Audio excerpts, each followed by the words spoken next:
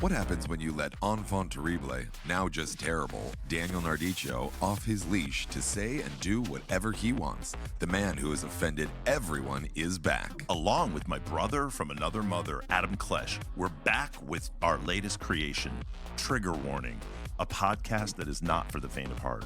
Prepare to be offended, enlightened, and highly entertained. Trigger Warning is not a safe space podcast, but answers the questions no one wants to ask. Served steep in vodka and a dash of bitter. Each week, we'll bring you the highest and lowest in NYC nightlife. So buckle up. You've been warned.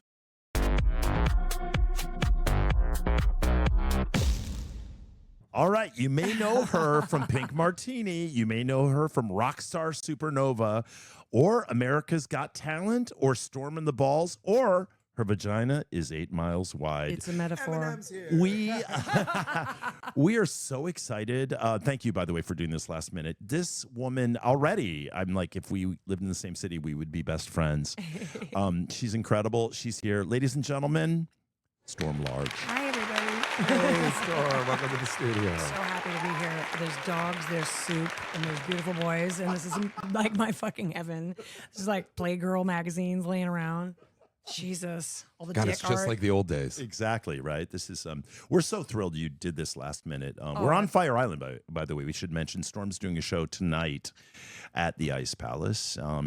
And I was so excited to meet you because we know a lot of the same people. You know Meow, Yeah. you know Amber Martin. Amber, yeah. I work with them both a lot. I'm really excited to talk to you about some future ideas I have of us working together. Awesome. And so, yeah. He does have visions of grandiosity. No. Well, Meow Meow is my tour wife, as you may or may not know. Yes. We got married in Brussels as like best friends. I got her this beautiful ring, and she's just one of the loves of my life. And whenever I post things with her, and I'm like, God, I married well, people are like, what the fuck? And they start freaking. I think you're kind of a celebrity when people get really upset that they imagine you with somebody else. Yeah, exactly. It's awesome. I can't wait to say I've married well. So much power. You're never going to marry well. Keep trying. You keep trying, exactly. You marry a lot, though. I will say that. I marry a lot, just not well. That's how you get, practice. You'll get there one day. My story with you, we've not met before, was a couple years ago. You were coming out to Fire Island, and I think it was COVID hit, and you were going to do a show at White Hall. And a friend of mine called me. I had Reflections at the time, and he was like, I have Storm Large here, and she's willing to do a show at Reflections if you want. She's here. And that's when like someone's a kindred spirit. You're like, I'm here. Let's do a show. People needed music. It was like we were doing virtual stuff. And I was doing like little things. I called them pajama sessions, where I would just basically put on my pajamas. I would get a bottle of wine, and I would turn on like Instagram Live and just bitch with everybody. Yeah. And we would talk. I'd play some songs, and it was just like people needed to connect. The good news and the bad news of that was we were able to at least talk to each other. But man, the virtual was it's so prevalent in the world now, but when we could only have that, it was like fucking with like 5 condoms on through a garbage bag. And it was like something's happening, and I kind of remember this, but there's something not good here. Yeah, that's a good metaphor. And so live, everybody was so tentative coming back, but people just needed to, like, the corporal presence. Right. It was so crazy because I have a nightclub in Berlin, and we did this thing on Twitch TV where we would set up, and the performers and the drag queens were able to sell tickets. And then I flew into New York, and Daniel had Club Coming, and he was like, hey, oh my God, I was doing shows like outside on the street in that ramshackle, like shed that we put out there on New Year's Eve. It was awful. It was awful, but we tried, Yeah. But he wanted to do this thing with the RuPaul's Drag Race girls. And I was like, well, I think I can help. And we were trying to do this simulcast thing where these people were watching from Australia and London. I was like, I know what I'm doing. Let me come in. And like you said, it's like fucking with 5 condoms. Virtual meet and greets was the weirdest thing, because it's like these kicking people out of the rooms. Yeah, had enough time. They're like, I love you. But that's why I'm like, it's good and it's bad. I think what the positive of that was how much we now realize we really do need physical togetherness. Yeah, so much. And while our arts programs and everything is getting so fucking gutted again and diminished, like we celebrate celebrity, we don't celebrate art and artistry. Right. But normal people are like, I want to fucking smell somebody near me. I want to be annoyed by somebody.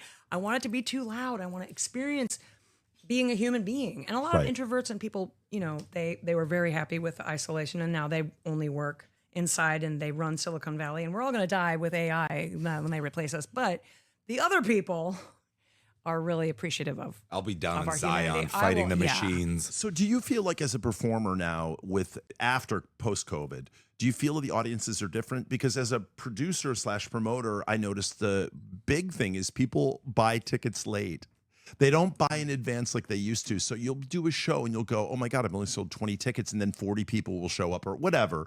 Because I think people are like, is the show going to happen? Right. Or is someone going to have a house party? Or it's like, well, out here, yeah, definitely. Yeah, out here, I can see that. But I think we're all different from COVID, artists and performers. We still have that. Some could fucking rip the rug out at any minute.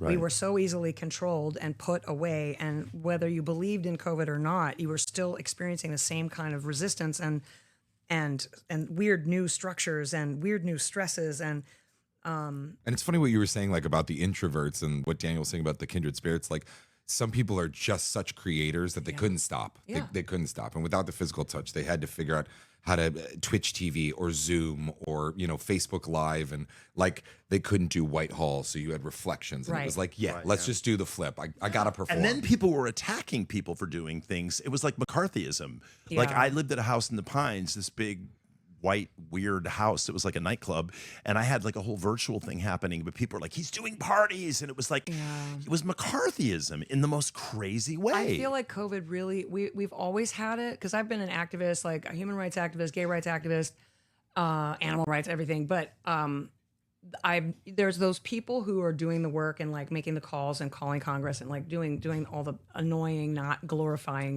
glorious paperwork and stuff. Hashtag COVID destroyers. Okay, exactly. But then there's people who really just want performative outrage, and they want to be the angriest. They want to be the most oppressed. Like, especially my brothers and sisters on the left, man. We are so good at just being the most upset and the most outraged, the most attacking aggrieved, each other. and attacking each other. Yeah, totally. And I'm like, you know what? Gay rights wouldn't happen without some straights walking alongside of us. Right. Women's rights wouldn't happen without some penis Americans walking alongside them. Right. Penis Americans. I like that. Penis Americans. I identify as a penis American. I know. I am sometimes. But speaking of, we got to talk about my old job. Yeah, so Clone A Willie sponsors this There's podcast. Big Purple Dick sitting on the table, by the way. Exactly. So Clone A Willie, what was your job with Clone A Willie? Oh my God. Clone A Willie started in Portland, Oregon, and it was before I was on TV. I was in a band, but it was before I did a Rockstar Supernova in 2006. So we're talking about 2004 probably. So I was kind of famous in Portland for the balls, and I also did some fetish. Have you been to Portland? Yeah, I love it. Love it. You know Spartacus? No. Spartacus is like the bondage leather kind of store. I used to model for them. I was a fetish model, and so my friend Caitlin. Oh, Caitlin, who's friends with Amber? Is that right? No, Same no, Caitlin? Caitlin Flynn. She's friends with the founder and the guy who invented the polymer, the fast-drying polymer of this Clone A Willie. So basically, Clone A Willie is a make your own dildo out of your friend or yourself. Totally, yeah. Better living through science. Absolutely, absolutely. And it is so realistic. It's really realistic. So basically what it was, they wanted a model to hold some dongs and be on the label. And I love the word dong. I love dong too, because it just kind of sounds like, well, dong. Dong I also and call wiener, it narwhal. those are my two favorite. Dong narwhal is another good word. Like I like when someone, when you get a hard on in the morning, and like if you're in bed with a guy and they're sort of spooning against you, you're the little spoon, and all of a sudden there's this dick in your back. That's the narwhal. Totally. That's why Daniel and I don't share beds anymore. Remember in Mexico when I mixed up my Ambien with the Viagra and you were like, what the fuck is going on? Oh, no. Yeah, I had to put on my chastity belt. I was like, God, he won't fall asleep, but he just keeps ringing that bell. I've got an Ambien story. I'll tell you later. Women shouldn't take it. But anyway, he's he wanted me to model for the thing, and I was like, yes, I'll do it, but my parents are still alive. Don't show my identifying tattoos, and just from my lips down to my knees, basically. Right. And so I'm wearing this little bikini, and I'm like all oiled up, and I'm on the floor, and I'm holding these dongs, and I'm like, they're like, okay, so suck it in, twist, yeah, stick it, like blah, blah, blah. And I've got lipstick on and everything. And they keep oiling me up and I'm really shiny and everything. But they're having me hold the dick like on the tips of my fingers, like towards the camera, but in the most awkward. And I'm getting cramps. I'm like not getting paid that much. I And get it's like, cramps every time I hold the know, dick. like, it's like too many, it's like, but, and finally I was like, I'm like, this is a really, isn't this, this is kind of a weird way to hold a dick, isn't it? Right. I've never held a dick this way. Have you? And then he's like, well, it's just, you got to make it look like shove it towards the camera. I'm like, yeah, okay. What if I just, well, how about this? What if I just put it in my mouth? And he's like, yeah, no, that's too graphic. I'm like, it's a cock. It's a fucking cock that I'm shoving in the camera. And my mouth is too graphic. They're like, can you just keep doing it? And finally I was like, no, you know what? I need a break. I'm in pain and I got a cramp and this is fucking weird. And so basically he said, look, here's the thing. You're super hot. Your fucking body, your skin, your mouth, everything is so, the camera is eating it up. But you make our dicks look small. And I was like, that is right there. That has been the story of my life everywhere. You make dicks look small. Yeah, I got great big man hands, so. Got them cinder block catcher I mitts. didn't notice Yeah, that. really, I I'm didn't like a notice. tree frog. Whoa, you do have big. Hold on, do. I've got Come really here, long baby. fingers. Oh my God, you do have gigantic I hands. do. But they're beautiful. Thank you. They're large, but they're beautiful. Like a negative for a woman. I hear that sometimes. On TV shows, sometimes they'll make fun. Or Right. Uma Thurman, remember? And She's right. got man Well, hands. we're tall. We're tall. Yeah. We got big feet because we don't want to fall over. We're Right, like totally. lamps. Yeah, you know? totally. It's like masculine insecurity. That's why it's bad, right? It's not just masculine insecurity. It's just like we still, even in our open-mindedness, we have these boxes that people need to go in. Right. This is masculine. This is feminine. Someone who's tender-hearted. That's a very feminine thing. It's like, no, man. Yeah, that's true. That's the problem we have right now That's in the this problem. culture is if you're sensitive or you care for something. Right. I recently saw this thing about how lobsters really feel like pain. Oh, don't when they're- fucking tell me that. Oh, No, but then the God. comments under it were these people going, I'm going to have 2 tonight for dinner. And, but they're delicious with butter. And I thought, wow, like we've become so desensitized Desensitized. to pain that it's like butch to kind of go, yeah, that causes pain. I'm into it. But they also are, though in real life, they aren't actually like that. The people who comment like that and the people who insist on all of these criteria for themselves and their friends to be alpha males, you know what they do when a real alpha male, you know what they do? Fucking don't talk about it. Right, They just exactly, yeah, exist. yeah, And they're just exactly. like, I'm a guy, I like sex, and sometimes I feel things. I saw On Golden Pond and I fucking cried. Oh, I just Whatever. watched that the other night again. That's so weird. 2 nights ago I watched it.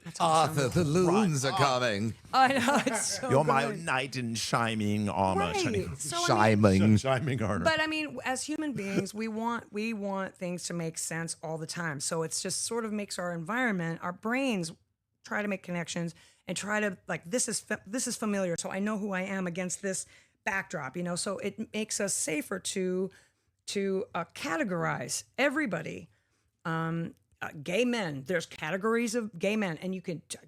I can tell that guy's a twink, and you're talking about the 20-year-old daddies who's never even had a fucking ingrown hair. It's like, come on. Exactly. Oh yeah, last episode's But trigger warning. We're Trigger allowed warning. to call ourselves and declare ourselves how we want. That's freedom, and that is Daily, you can change your mind. exactly. Nothing's concrete. When I used to get interviewed all the time with like Out Magazine and like gay magazine publications and stuff, and they're like, well, you call yourself, you're bisexual, right? I'm like, well, that's not what I call myself. Like I jerked off this morning, so today I am isexual.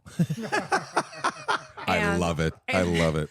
And they were like, yeah, but you like women. I'm like, yeah, I kind of, my Kinsey scale kind of leans me more towards male interaction. But yeah, technically I am an opportunistic omnivore, which means I'm lazy. And if it tastes good, I'm going to eat it.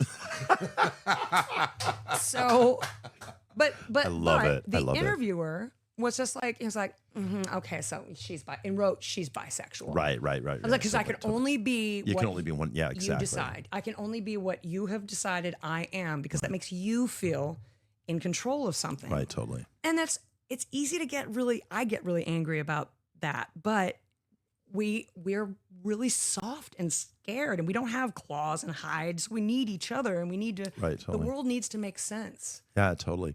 So in terms of like what you do career wise, you've done, you've acted, you've sung, you've written a book. Mm-hmm.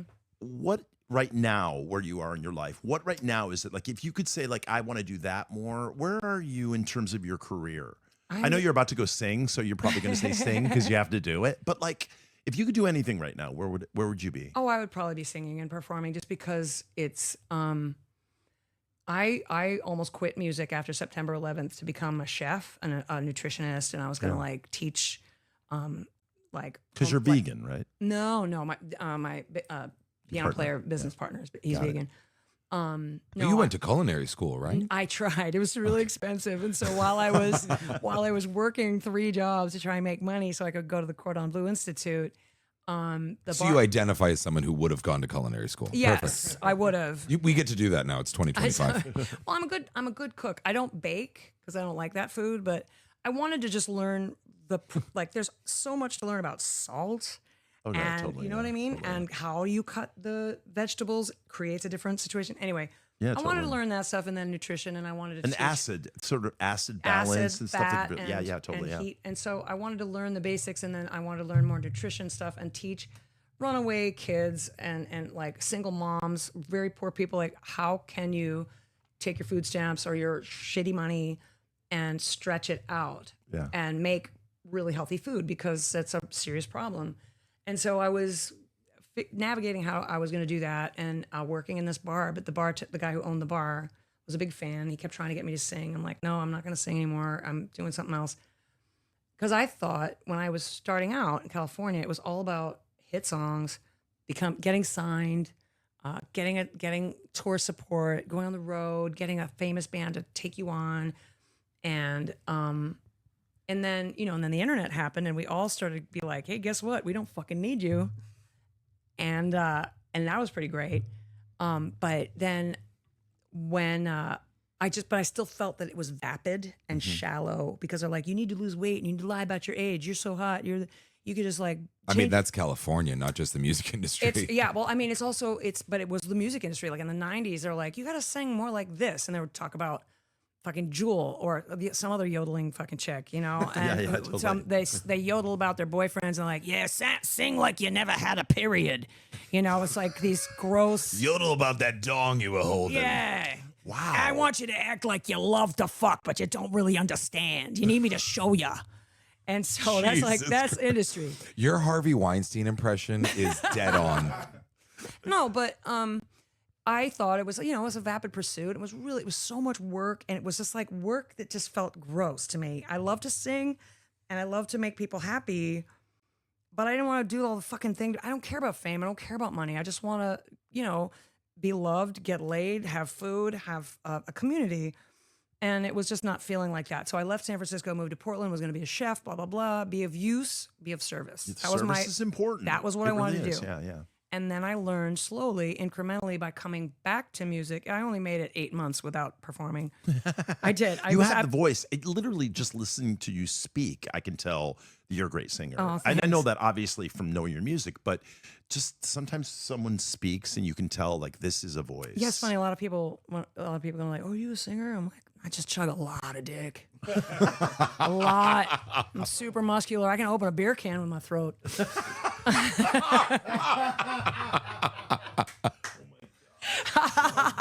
My God. Crack a walnut with my ass. She can open a beer can with her throat. But what I learned was music and performing and doing those things, it is service. It is service. Totally. The artist, and I tell this to young people too, when they want to go into and they want to be famous. I'm like, if you're getting into music to make money, you're an idiot. You got to eat shit for years and maybe never get anywhere, but you do it because you love it, and you do it because it makes you better. It humanizes everybody. And I don't know. No, I totally get it. I mean, I never went anywhere with my singing. I did some musical theater and Broadway stuff like that. But I tell people that when I am singing, it's like this total alignment within your body that you're resonating within yourself. Yeah. When you sing, it sounds like the garbage disposal when you turn with it the on. fork. Rude. I'm just kidding. He's got in the key of pick one. Yeah, he's got key of B, Arthur. So, I looked at your rider yesterday. Because you're performing for us tonight at the Ice Palace, we had to go through your rider. I looked at the rider yesterday. I have people to look at it. I did not look at it before. I'm but those people, you idiot. What I love about this rider, though, I love to, Patti LuPone. Does everybody know what a rider is? A rider is something the performers, managers usually send, and it tells what they would like and what they need in their room. And it's thanks, Storm. We've got legendarily, it. yeah, but it's legendarily like rock stars and famous people are like only green M&Ms. Nobody can look at me. I want white roses and. Oh, Patti LuPone's rider is insane. But you know what? I called her on the phone and she said, Daniel, I want to warn you about my rider. And I was so excited to get her rider. It's 17 pages, and I have a shirt now that says I survived Patti LuPone's rider because I did. And I wore it for Matthew. Amazing. Your manager, who I love, by the way. He's incredible. Yeah, he's awesome. But two tops don't make a right.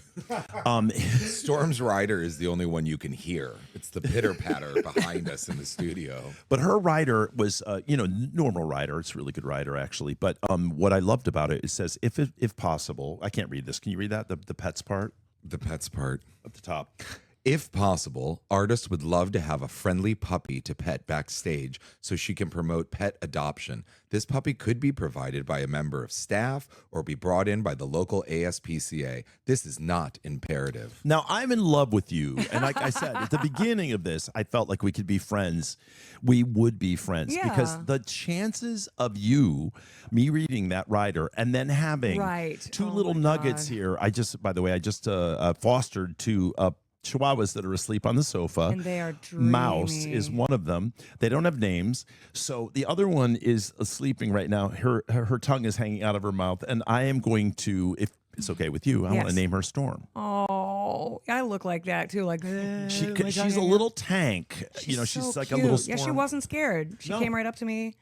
They can smell a bitch. They know. They know. She does look like you in this interview. She's asleep with her tongue out. Yeah, just in case, Is it over yet? She's incredible. I love these two. But when I saw that rider, I was like, that's someone that I really vibe with. Yeah, I before I got really busy touring and being an artist, I volunteered because I had a small apartment in San Francisco with my then boyfriend, and we had 2 cats. And I love all kinds of animals, but I really love dogs. And so to solve the problem of missing that kind of energy, I volunteered at the ASPCA. Luckily, it was a no-kill shelter, so I had kind of the run of the place. And because I speak a little Spanish, I was on the kennel, and I was doing the socialization, leash training, and cuddling, and getting them used to each other and whatnot. And they were like, well, because you're bilingual, we're in the mission in a very heavily Latina area. Like, could you maybe do some adoption work? And I was like, sure, I'm your Huckleberry. I'll give it a shot. And like from the day I started, I'm like, nope, rejected. He's like, I'm like, you're not good enough. And they're like, Storm, come on. I'm like, nope, I don't like that kid. Something wrong with that kid. I don't like it. So they put me back in the kennel duty, but we don't deserve dogs, man. I love cats too. 100% agree. Oh, God, aren't they just the best? The little one, Mouse, the way that she yesterday kind of realized, okay, you're safe. Yeah. And then she crawled up in my lap, but in this way that was kind of like inching up, like, you're going to be okay with this? Is this okay if I do this? And she crawled up in my lap. Hurt me? I literally melted. Yeah. So that's when I knew that I thought you were just an incredible person for that. And by the way, we're going to put these 2 lovely dogs up with a picture with Storm on social. If you guys want to adopt them, or you want to, adopt many of the dogs from Carol's Senior Pet Sanctuary in Long Island. There's so many dogs right now. Talk about stray pride. Oh, so July 26th, we're doing Stray Pride here in Cherry Grove. Not straight pride. You really have to pronunciate Stray Pride. Straya. Pet Straya. I love that. We're doing a pet blessing at we've been doing that for like 20 years here with Pastor Ray at 11:30, and then we have like yappy hour. Oh. Yeah, exactly. All booze hounds are welcome. Oh. Don't bring your shit. There's do it an enough. actress. Wait, there's an actress who has a hotel in Carmel, California, who has yappy hour. She was a huge animal activist. Oh my God, blonde. Oh God, famous. She always like wore her sweaters really tight up here. I got nothing. No, she was like very pure. Doris Day.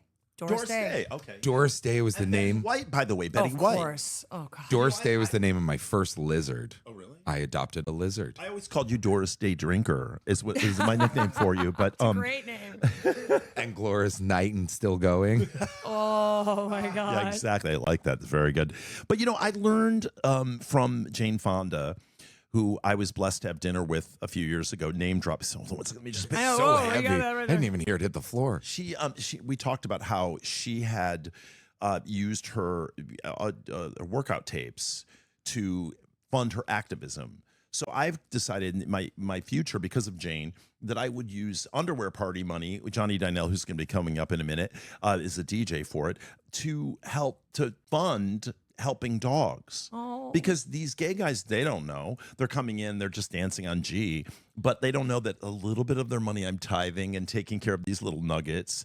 But it's like, it works. It's a win-win. Yeah. There's not a loss. Well, that's the thing. Everyone's like, "Oh my God, you're so nice to have dogs backstage." I'm like, "Motherfucker, that's for me." Yeah. I mean, I know I'm helping them get a home, and I'm helping like amplify the shelter and whatnot and adoption, but I need it for my heart and my soul. Well, those are true animal lovers, the ones that realize that it's symbiotic. We're You doing hear it as much everybody- for ourselves as we are for them. Everyone who adopts a dog, they're like, "He rescued me." Exactly. She rescued me. Tabasco, Right. my dog over there. I mean, come on, that one saved my That life. little- And oh. Butterball, my other one that I have a tattoo of. My only tattoo I just got 2 weeks ago is a Butterball. That's a really good. She broke my heart. That one, Johnny knows. Johnny knows. I'd never had a dog before, and I got this one, and it changed my life. So amazing. Real quickly, I know we're taking up a lot of time. You have sound check and stuff like that. And I also I know the thank guy you who owns so the much. club is a bitch. Oh my God. He is a fucking bitch. Such a Won't diva. feed me. He makes me do podcasts. He just cooks dinner in the background. You can smell I it. can You don't smell actually it. Just get like, any work of it. for it, bitch. Work for it. What triggers you? The thing that triggers me the most, it always has, but it's become more pointed, is really dumb, ignorant humans who think they're really smart, and they talk down to people, because I can tell that they're frightened, and like people who want to feel like they have some control in this world. We're suffering under that now. Right. But really dumb fucking people who have some little authority, and they talk down, and they act like they fucking are smarter. Is this like mansplaining, or is it more like you're It could talking be about like mansplaining. MAGA? It could be clamsplaining. There's some clamsplainers. I've when people are like, "Are you a feminist?" I'm like, "No," but every now and then I gotta clamsplain some stuff to people. It sounds like Dunning-Kruger effect. Are you familiar with Dunning-Kruger, where it's like too stupid to know you're stupid? Right. It's like the people that do conspiracy theory stuff. That And they was really just like smart. That's- Dunning-Kruger? I mean, Dunning-Kruger, yeah. That's God, really, yeah. He's not just a hat rack up there, is he? Yeah, well, but it's dangerous. That's my line. The stupid person who thinks they know it all is especially if they have some authority, that is a very dangerous person. Like I grew up with a mentally ill mother, and the doctors, they're doctors, and they know a lot about medicine. They know, but it was the dark ages in the 70s about mental Yeah, health. totally. My mom And went through shock treatments. my mom had shock treatments in Bellevue, totally, and they were like, yeah. "No, this is going to be the game changer." She came out a fucking jello ball. It was Totally. She couldn't mean- remember that she had children. Yeah, my mom. She, yeah. Well, I mean, whatever. It was like, but they're talking down to the families, going, "Oh, well, we know what's going on." But for decades, my mom had every possible thing that was ever on Donahue, or multiple personality disorder, schizophrenia, depression, this. Anyway, people who maybe not stupid but ignorant. They don't fucking know, but they feel like they have to know, so they act like they know. Yeah, totally. Very That's a big dangerous. problem right now. Yes. Absolutely, yeah. Well, I want to say thank you so much for Oh, I doing love this. you guys. And we're Where's my gonna room? we have a couple party gifts for you. I got you John Waters' book Liar Mouth, signed by John, who's often out here on Fire Oh my Island. God. I also gave you one my favorite new shirt, which I had made, which says, "Being an ally is not enough. Transition." Yes. And our last gift for you is a remix of one of your songs by DJ Johnny Dynell. I'm so excited about this. I love this song. Oh my God, it's such an important song right now. Yeah, totally. So it's an Italian song. We're gonna segue to it in just a second. It's Am an I in the Italian. room now? Yes, Johnny Dynell is here. Sorry, that was a weird segue. I know. Normally we have 4 mics and we're like doing, but It's like when somebody shows up at Daniel's apartment and doesn't realize they're having a three-way. It's a really weird segue. Like, oh, by the way, surprise. And they look at those creepy sculptures in the window and they're like, I'd rather fuck them. Oh my God. If we could just bring the studio audience inside for a minute, there's 3 chihuahuas running around. One looks like Brain from Pinky and the Brain. The other one looks like a sleeping Mr. Fox. And then there's Tabasco, which you can see on all of Daniel's socials. And there's some of the craziest, creepiest artwork around. Yeah. Imagine being dragged in here at 4 a.m. Oh, totally. Trust me, most people don't have to imagine. It happens. After the underwear party, I'm like a caveman. I just bang him over the head and drag him in. So anyway, before... They gave consent, of course, ladies and gentlemen. They got consent before he banged him over the head. Exactly. Consent. This sliding door comes out and there's a turnstile that goes in. He's unconscious. That's consent. They bought a ticket to get in here. I'm going to get in so much trouble. So Johnny and I have been playing your song, which I love. Ciao Bello? Is that Bella Ciao? Bella Ciao. Bella Ciao. Sorry, we've been playing it. Bella Ciao, Bella Ciao. So Johnny, what's the history of this song? And we're going to play it in just a moment. Tell them the history of Bella, because it's really interesting. You'll be better at this. Okay, Bella Ciao. Well, Bella Ciao nowadays in fascist 40s, they adopted Bella Ciao as an anthem against fascists. Originally, it was female workers wanting to unionize in Italy. Yes. And so they were all singing, and it's basically, one fine morning, I woke up early to find the fascists at my door. And Bella Ciao is Goodbye Beautiful. And if I die, this is a song for the partisan who died for freedom. And it's just awesome. It just, I get chills just thinking about, we toured Europe. And it didn't matter if we were in Germany, Switzerland, France, Spain, Poland. I would just walk to the front of the stage, and usually I would like hop onto like a speaker out in the crowd, and I'd be like, "Una mattina mi son svegliato," and then the audience would be like, "Bella ciao, bella ciao, bella ciao, ciao, ciao." Are you doing that tonight? No, I performed it with Pink Martini. We Can recorded you? it. It's hard to do with just a piano, right?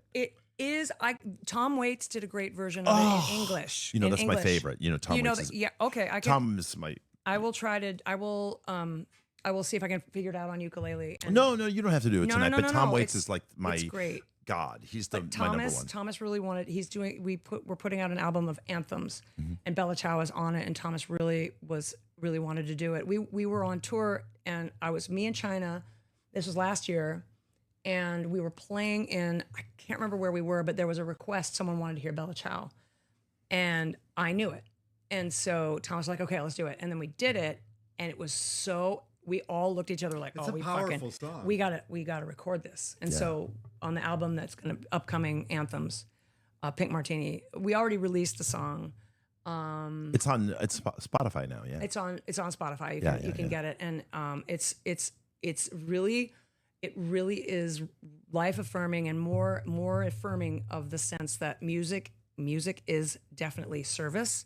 Yeah. Music is articulating what the rage and the storming in your heart is with words. And you can sing it together, and you can feel the same as the person in the back, and you can feel the same as the people from the 40s who died for freedom. You can it's a lineage, and it's really fucking powerful, and it scares the shit out of the people in charge. Yeah. Oh, I love it. I can't wait. I can't wait for your show tonight. Seriously. It's almost like a drinking song, like a, you know. Yeah. You feel like Germans would have beer. Yeah, the beer steins and stuff like that. It's very powerful.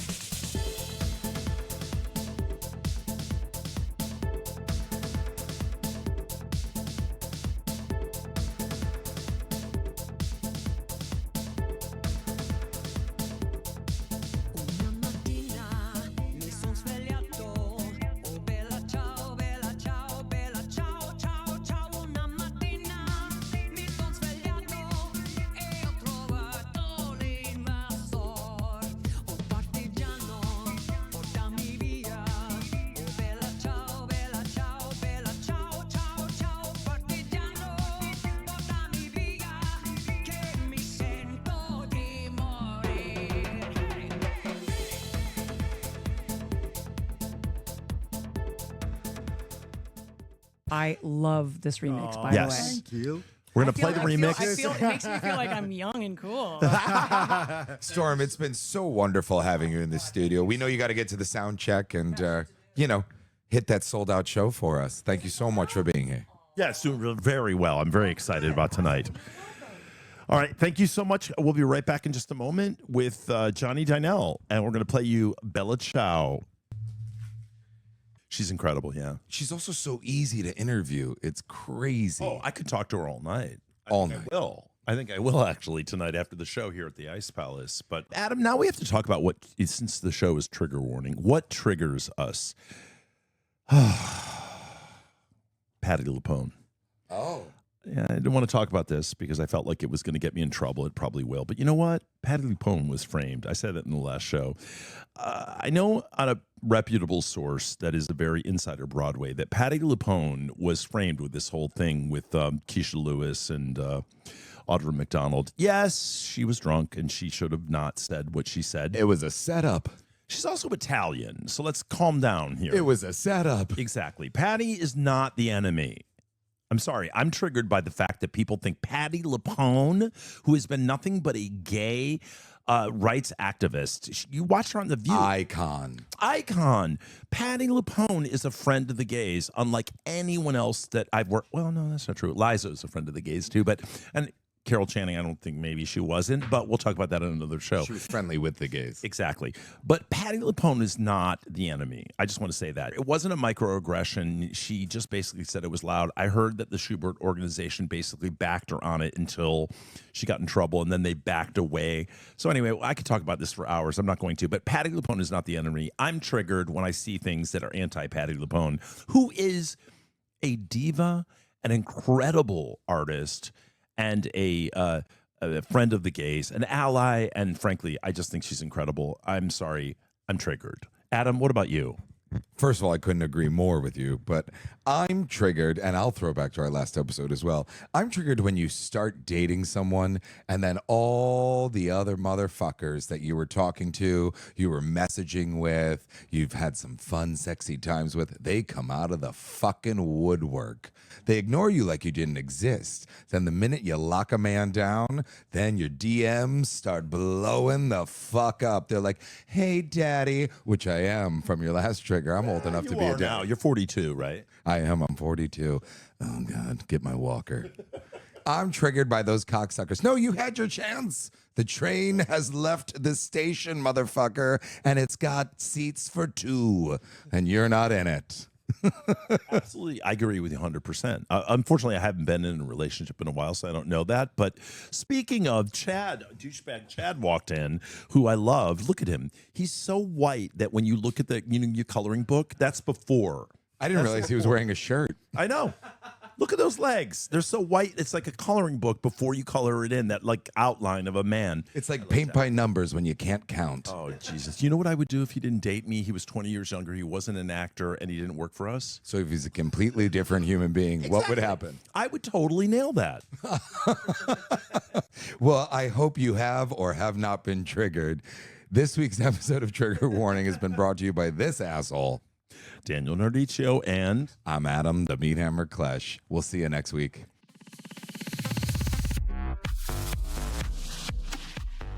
Trigger Warning, hosted by Daniel Nardiccio and Adam Meathammer Klesch, is a Pride House Media production and produced by Josh Rosenzweig. Please note, the views reflected in this podcast do not represent the views of Red Eye, the Ice Palace, or any of its subsidiaries.